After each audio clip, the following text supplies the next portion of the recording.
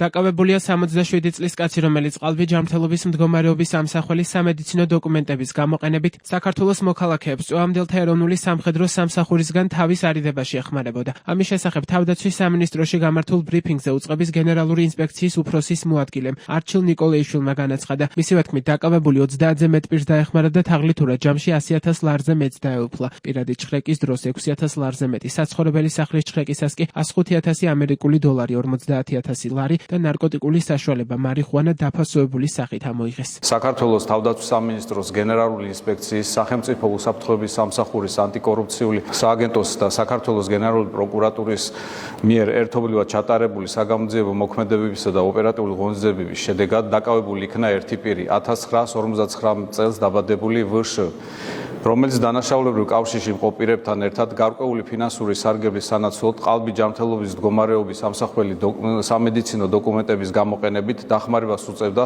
საქართველოს მოქალაქეებს სავალდებულო სამხედრო სამსახურისგან თავის არიდებაში. სისხლის სამართლის საქმეზე სხვა პირთა გამოსავლენად გრძელდება საგამოძიებო და ოპერატიული ღონისძიებები, რის შედეგადაც შესაძლებელია გაფართოვდეს დანაშაულე პირთა წრე. საქართველოს თავდაცვის სამინისტროს გენერალური ინსპექცია ნებისმიერი მსგავსი გამოვლინების მიმართ იქნება უკომპრომისო და იმოქმედებს კანონის სრული სიმკაცრით. უწყების თანახმად დაკავებულ პირთან და მის თანამზრახველებთან კანონით გათვალისწინებული ფარული საგამოძიებო მოქმედებები მოსამართლის განჩინების საფუძველზე რამდენიმე თვის განმავლობაში მიმდინარეობდა.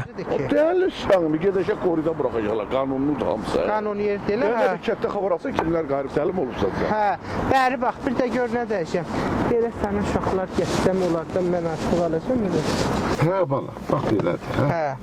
İndi qulaq. Qədə gələsidir mənim yanıma. Mən də kağızını da aparıram ora. Registrasiya elədəcəm. Bir qədə bir el mənim yanıma gəlsə, bir yarım saatlıqdan zada o birisi yaparım orada. Oradan bıraxacam, əllə kağız verəcəm onun.